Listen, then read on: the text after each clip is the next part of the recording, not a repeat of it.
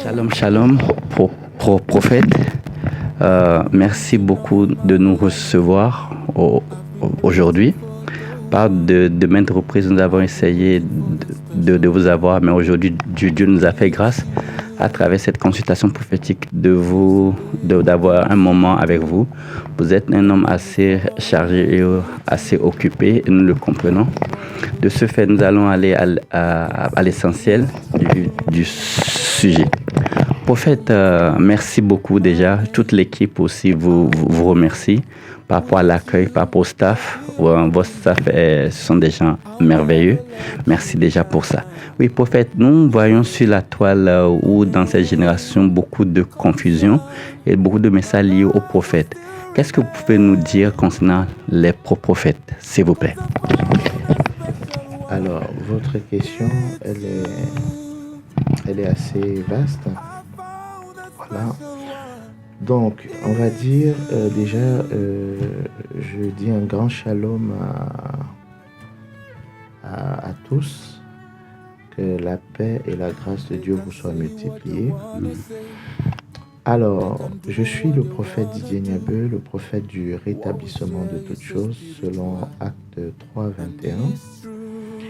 Et c'est vrai que le sujet du prophète n'est pas nouveau. La Bible dit il n'y a rien de nouveau sous le soleil. Ce qui était, c'est ce qui est et c'est ce qui sera. Le prophète a toujours été ce mystère. Le prophète a été toujours ce sujet d'étourdissement. Et voilà, et Dieu s'est choisi un peuple qui est Israël. Ce peuple qui, au fil du temps, s'est habitué au prophète. Ça veut dire pour Israël, c'est normal un prophète. Mais le problème, c'est les nations. Les nations ne sont pas habituées au prophète. C'est pour ça que le prophète reste un sujet parfois de scandale, parfois énigmatique pour les nations. Alors, tout d'abord, c'est quoi l'origine du prophète? Donc, l'origine du prophète, premièrement, il est divin. Il est divin. Le prophète, c'est l'extension de Dieu sur la terre. Et voilà, bon, pour ceux qui aiment les Écritures, les références, Dieu dira à Jérémie, avant que je ne t'ai formé dans le ventre de ta mère, je te connaissais et je t'avais consacré prophète. Donc nous voyons que l'origine du prophète n'est pas, il ne relève pas, n'est-ce pas, du naturel. Il tire son origine depuis l'éternité. Voilà. Donc, et pourquoi ce scandale autour du prophète? Les gens disent que les prophètes n'existent plus. Oui, effectivement. Bon, si nous croyons au Seigneur Jésus, et je pense que même ceux qui le disent, je pense qu'ils partagent, du moins ils se réclament de croire en Jésus. Donc voilà, bon, essayons d'examiner les paroles de Jésus. Donc Jésus dira, je vous enverrai des sages et des prophètes. Vous lapiderez les uns, vous tuerez les autres. Alors la question que je me pose, c'est il y a deux choses. Croit-il que Jésus va les envoyer des prophètes? Si c'est oui, pourquoi tout ce tabou autour des prophètes? Mais si c'est non, je pense qu'il se classe plutôt dans la classe de ceux qui vont lapider et tuer. Donc il faut que l'Église choisisse exactement la place. Donc, Jésus a parlé de la venue des sages et des prophètes. Et aujourd'hui, il les a envoyés. Ils sont là. Et la Bible dit qu'on lapidera les uns et on tuera les autres. Je pense qu'il y a une partie du peuple qui croira à la promesse de Dieu, mais une autre partie, malheureusement, vous savez, Israël attendait le Messie. Mais quand le Messie est venu, il y a une partie d'Israël qui a cru et une partie qui l'a lapidé. Ce qui était, c'est ce qui est, c'est ce qui sera. Et ma prière, c'est que l'Église ne se positionne pas du côté, n'est-ce pas, de ces Israélites qui ont crucifié Jésus et qui criaient tous crucifiez-le. Donc voilà, que l'Église puisse croire en la parole et aux promesses de Dieu. Et dans les promesses de Dieu, il y a le fait qu'il enverra des prophètes. Dieu a commencé l'histoire de l'humanité par les prophètes. Dieu continue l'histoire de l'humanité par les prophètes et Dieu achèvera l'histoire de l'humanité par les prophètes. D'ailleurs, lorsque nous lisons Apocalypse, il n'y a aucun verset qui nous dit qu'à la fin des temps, un apôtre viendra, qu'un pasteur... Mais on parle des deux oliviers et on précise bien c'est les deux prophètes. Donc nous voyons que même à la clôture de l'histoire de l'humanité, elle se fera par les prophètes. Donc il est normal que les prophètes soient combattus, que les prophètes, voilà. Bon, il est aussi vrai que la Bible parle de plusieurs faux prophètes qui se lèveront, bien évidemment. Mais bon, si on parle du faux, c'est que forcément, il y a le vrai. Donc le problème n'est pas si les prophètes existent, le problème est quels sont les vrais prophètes. Je pense que voilà. Donc que l'Église soit édifiée, voilà. Et ne nous laissons pas perturber par ces mouvements dans les réseaux sociaux sur la question du prophète. Un seul livre nous accorde du crédit. Un seul livre est notre manuel. C'est les Saintes Écritures, c'est la Bible. Voilà, donc la Bible reste comme un peu le garant, en fait, n'est-ce pas, de notre foi et du cheminement que nous devons suivre.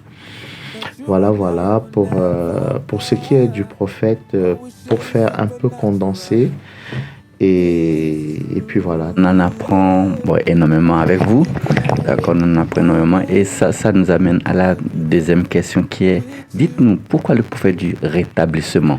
Premièrement, parce que c'est une promesse aussi des Écritures. Il est écrit dans Actes des Apôtres que Jésus-Christ, que la majorité des chrétiennes attendent, et nous aussi, nous l'attendons.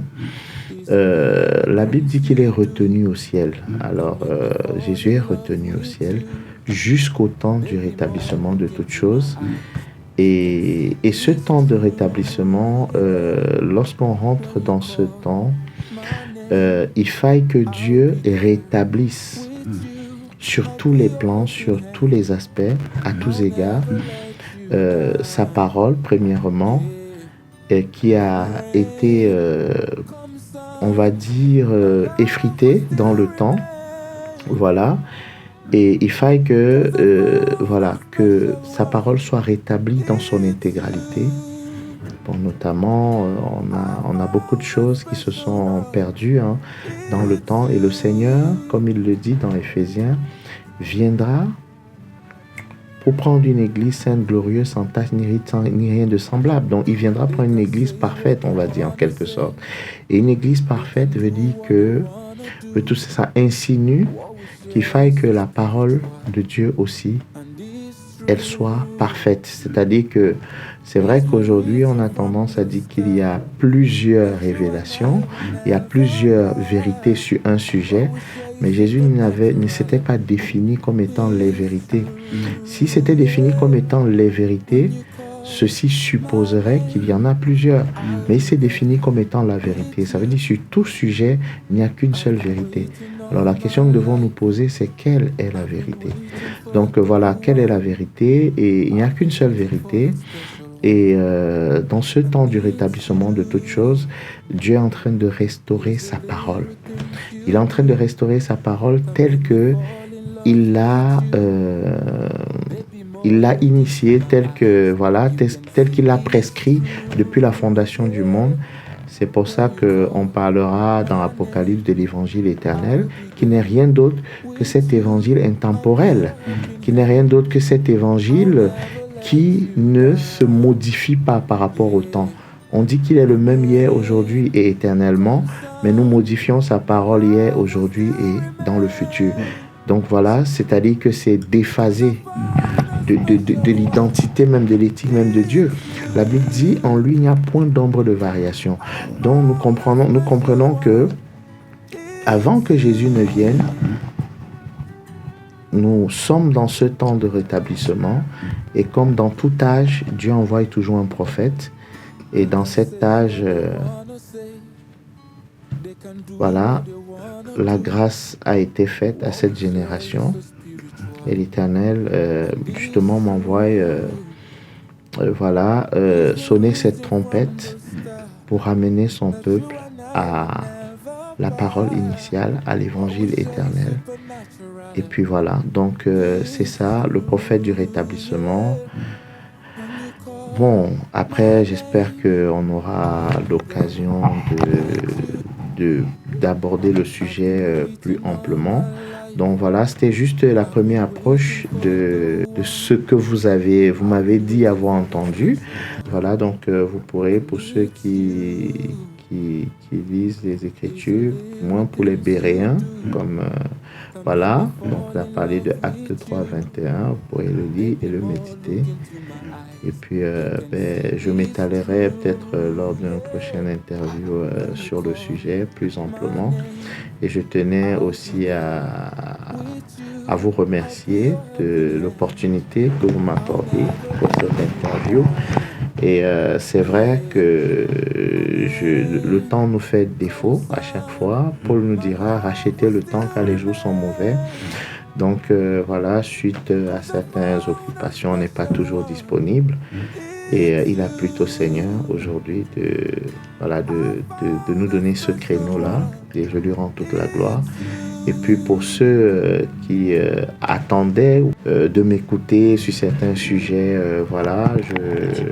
je leur présente toutes mes excuses pour ce désagrément. Mais bon, on essaye de faire le mieux qu'on peut pour répondre au mieux à vos questions et à vos préoccupations. En fait, nous vous remercions aussi. Et c'est tellement édifiant de vous entendre, de vous écouter. C'est profond et sensé.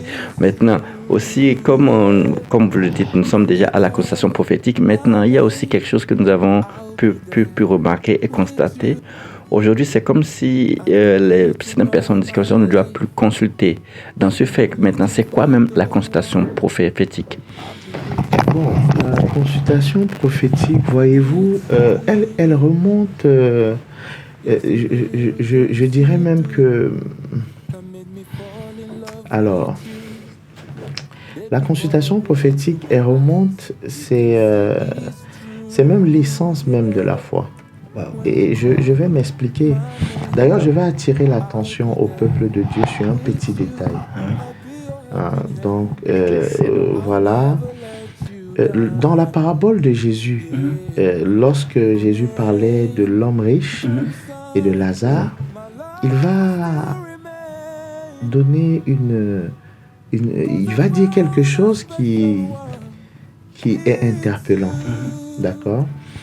Lorsque l'homme riche en proie au tourment va demander à Lazare de lui apporter de l'eau, et que Abraham va dire non, il y a un fossé qui nous sépare, vous voyez. Oui, effectivement, tout à fait. Dans la suite de la conversation, Abraham lui fera savoir que il y a un fossé qui sépare, et il va dire, mais envoie donc Lazare sur la terre, allez dire à mes frères. Je suppose que c'était aller leur dire que ce qu'on nous enseignait sur la terre concernant Dieu, l'Éternel, était vrai et qu'il fallait qu'ils prêtent attention à ça. Mais Abraham va dire ceci. Et sur ce fait, j'interpelle tous les chrétiens, tous les croyants de l'humanité tout entière, tous ceux qui cherchent Dieu véritablement. Amen. Il va leur dire, ils ont les prophètes et Moïse. Oui, d'accord. Ils ont les prophètes et ils ont Moïse. Effectivement. Ça veut dire que Dieu s'arrangera toujours sur la terre. Amen. N'oublions pas qu'Abraham est un prophète. Abraham est en train de nous révéler qu'en tout temps, Dieu sur la terre s'arrangera toujours à ce qu'il y ait les prophètes. D'accord. Et lorsque cette histoire, qui est une parabole et qui est une vérité, c'est des faits, parce que les paraboles de Jésus n'étaient pas des histoires imaginaires, comme beaucoup peuvent penser, c'était des faits réels qui se sont passés, qu'il en a pris juste pour exemple, pour base, pour fondement d'enseignement. S'il dit qu'ils ont les prophètes et Moïse, ça veut dire qu'au temps de cette parabole, Moïse était sur la terre, mais il y avait aussi les prophètes.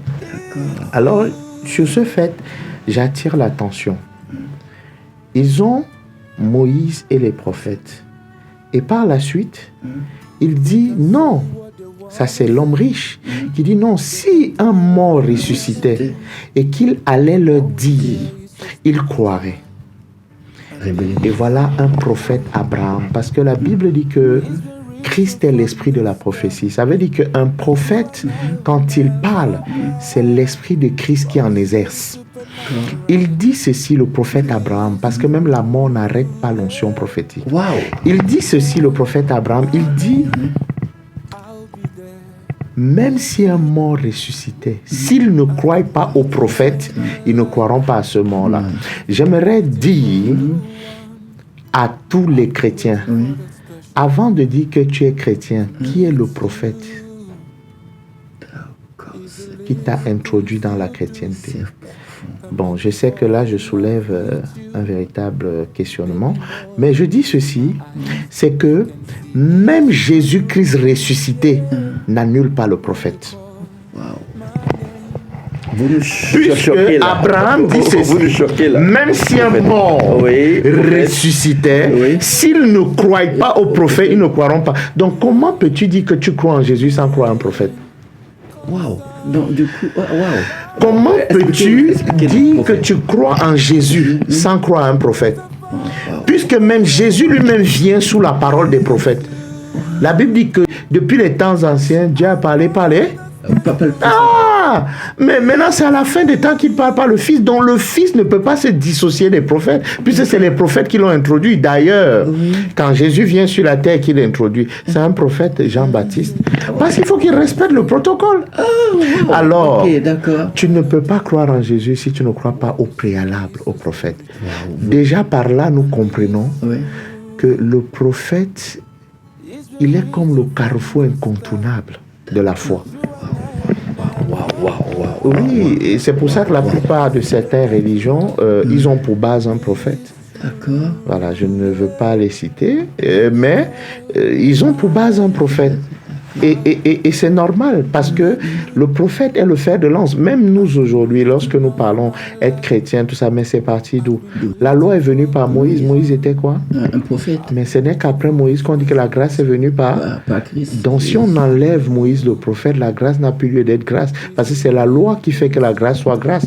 Donc c'est pour ça pour ça que nous disons, bon, nous comprenons que pour certains c'est l'ignorance, voilà, et pour d'autres c'est ceux qui marchent en ennemi de Dieu, mais ceux-là, nous savons que le Seigneur s'en occupera.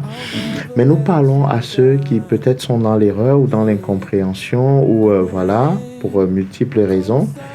C'est que ici c'est Jésus qui sort cette parabole et qui dit que s'ils ne croient pas aux prophètes, ils ne croiront même pas à un mort. Ça veut dire que ce que Dieu dit au travers d'un prophète a plus de puissance que ce qu'un revenant peut nous dire de la part de l'au-delà, de la part, et c'est le cas de Jésus. Jésus, il a ressuscité. C'est-à-dire Jésus a accompli le vœu de l'homme riche. Mais ceux qui ne croient pas en Jésus, c'est aussi ceux qui ont rejeté le prophète. Je veux prendre un exemple. Abraham était un prophète. Mais lorsque Jésus parlait à certains juifs de chair, il dit, vous dites que Abraham est votre père. Mais si Abraham était votre père, vous ferez les œuvres d'Abraham. Donc, on voit ici des personnes qui ne croyaient pas à Abraham. Ils ne peuvent donc pas croire à Jésus. Voilà pourquoi Jésus a dit, si vous croyez à Abraham, vous croyez en moi. Vous croyez en moi. Parce qu'il faut d'abord croire à Abraham. D'accord, prophète. Il faut d'abord très bien. Il faut d'abord croire au prophète. D'où, déjà, je pense que le cadre est posé. D'où la consultation prophétique. Cela va même du salut. Ok. Donc, voilà. Et d'accord. Donc voilà, et puis la Bible dit, on allait, il fut un temps en Israël, on n'allait pas consulter le voyant. Donc vous voyez que c'était quelque chose de normal. Et d'ailleurs même, je vais attirer l'attention, même dans ce monde, la réussite est conditionnée par la voyance. Nous sommes en France, il y a beaucoup de voyants, il y a beaucoup... On n'avance pas sans savoir où on va. Ah, d'accord. Voilà, aujourd'hui, le GPS est devenu un outil banalisé. Pourquoi? Parce que c'est important de connaître son itinéraire avant de l'emprunter. Voilà, la Bible dit ce n'est pas à l'homme quand il marche de diriger ses voies. Ça, c'est celui qui marche sans savoir où il va, il dirige. Mais c'est à Dieu de diriger. Or, quand Dieu dirige, c'est ça le GPS. Il dit à David, j'ai mis dans ton cœur un chemin tout tracé. Mais David était un prophète. Oui, Mais lorsque on n'est pas prophète, il faut aller vers le prophète pour que ce chemin tout tracé là te soit révélé. Donc voilà, et entre autres. Donc la consultation prophétique, cela va de soi que c'est salutaire. C'est la boussole de Dieu. Et aussi, nous vivons dans un temps où voilà, le mal sévit, hein, d'après la parole de Dieu. La Bible dit que l'iniquité se sera accrue.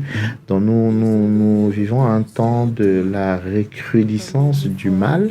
Le mal est très croissant. Et pour cela, nous avons besoin de savoir comment marcher, avec qui marcher, où aller, quoi faire, comment le faire, quand le faire. Et pour cela, Dieu a envoyé le prophète. La Bible dit quand le peuple, par l'absence de vision ou de révélation dans certaines versions, le peuple est sans frein. Donc voilà, quand le monde est dans un comportement ineffréné, qui va dans tous les sens, il y a besoin du prophète pour recadrer, pour redonner le cahier de route divin. Et puis voilà, donc le prophète est au centre de la vie d'un croyant. Dieu, la Bible dit, confiez-vous en l'Éternel, il renouvellera les forces. Donc lorsque nous prions, Dieu nous renouvelle, il renouvelle sa bonté chaque matin, il renouvelle la force, il renouvelle la vie au quotidien. Mais en ce qui concerne la réussite, les stratégies, les secrets, Dieu le révèle au prophète. Et lorsque nous voulons les secrets de la vie, nous devons nous rapprocher du prophète. Lorsque nous voulons réussir, nous devons nous rapprocher du prophète. La Bible dit, ne fait rien sans révéler ses secrets à ses serviteurs, les prophètes. Donc voilà, et si nous voulons connaître Dieu dans ses secrets stratégiques, mais rapprochons-nous des prophètes, d'où la consultation prophétique. Waouh, voilà. Prophète du rétablissement, c'est très édifiant. Nous sommes ravis, nous en apprenons énormément et on se délecte. En fait. On peut passer des heures à vous écouter tellement c'est très intéressant. Waouh. Donc du coup ça c'est éclairci. Déjà nous l'avons intégré. Bon, on l'a intégré. Maintenant la question qui nous porte aussi à cœur maintenant. Quel est le message que vous avez pour cette génération? Quel est... Alors, premièrement, j'aimerais attirer l'attention de cette génération sur le siècle présent. D'accord. La Bible dit que si l'évangile reste voilé parce que le Dieu de ce siècle a aveuglé l'intelligence. Vous voyez, donc il y a un voile sur la véritable parole de Dieu, mais je vais aider cette génération, c'est juste attirer son attention sur le fait qu'il faille qu'elle sorte de ce siècle. La Bible dit, une génération vient, elle s'en va, une autre vient après elle, mais celle qui vient après ne se souvient pas de l'autre. Donc nous comprenons que il y a un problème générationnel et à peu près d'un siècle. Une parenthèse, le diable n'est Dieu que pendant un siècle. Donc lorsque nous sortons du siècle, il n'est plus Dieu. D'accord. Okay. Donc il est un Dieu temporel. Okay. Mais Jésus, lui, quelle profondeur. Il est le symbole, bien entendu, d'un Dieu intemporel. Parce qu'il est la mesure du temps. On dit avant Jésus, après Jésus, il est la mesure. Et pourtant l'autre, le Dieu de ce siècle, il n'est que le Dieu d'un siècle. Donc parfois, pour sortir de ses griffes, il faut juste sortir du siècle dans lequel on est. Paul dira, par les compassions de Dieu, de renouveler, n'est-ce pas, notre intelligence, afin de discerner quelle est la volonté de Dieu, et de ne pas marcher selon, n'est-ce pas, les principes, les rudiments de ce siècle. Donc il veut dire que le seul moyen de sortir du siècle, c'est de sortir de sa façon de faire. Voilà. On viendra sur la question plus amplement, donc je conseille à cette génération de s'attacher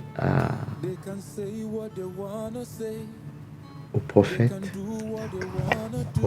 du temps, aux prophètes du rétablissement, aux prophètes de leur temps, de s'attacher à Jésus, du moins à sa parole véritablement, parce qu'aujourd'hui Jésus c'est plus un slogan qu'un maître. Donc faisons de Jésus un maître, un Seigneur, et je pense qu'en partie beaucoup de problèmes seront résolus. Voilà, donc voilà. Après, si c'est en fonction des sujets ou quoi que ce soit, je pense qu'on aura le temps, parce que le temps nous est vraiment limité. D'accord. Et voilà, à l'occasion, on pourra aborder les sujets du siècle. D'accord. Mais dans toutes les générations, les plus grands sujets ont toujours été le mariage. Voilà, le mariage. À chaque fois que l'humanité a été butée à la question du mariage, il a fallu tout réorganiser. Voilà, là, donc j'exhorte l'humanité à revenir sur le modèle fondamental du mariage, parce que c'est ça le socle. La première chose que Dieu a fait quand il a créé l'homme, c'est que il lui a d'abord parlé du mariage. D'abord. Il lui a parlé du mariage, après lui avoir donné la responsabilité dans le jardin d'Éden. La prochaine chose, c'était le mariage. Il a vu qu'il n'était pas bon que l'homme soit seul. Donc c'est tellement important, et d'ailleurs je pense que c'est ce qui maintient l'équilibre dans la société, dans les nations et dans le monde.